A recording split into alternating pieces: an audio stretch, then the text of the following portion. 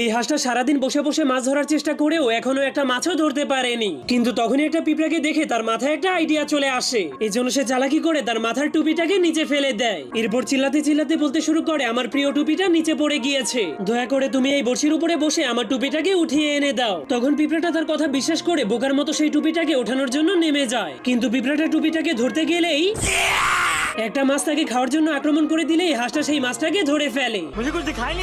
কিন্তু তখন পিঁপড়াটার চোখগুলো বন্ধ হয়ে যাওয়ার কারণে সে বুঝতেই পারেনি যে হাঁসটা তাকে টোপ হিসেবে ব্যবহার করছে। এই জন্য সে আবারও টুপিটাকে আনতে গেলে সে তার মাধ্যমে আরেকটা মাছকেও ধরে ফেলে। কিন্তু পিঁপড়াটা নিচের দিকে না তাকানোর কারণে সে এই বিষয়টা একদমই জানতো না। এই জন্য সে যখনই হঠাৎ করে নিচের দিকে তাকায়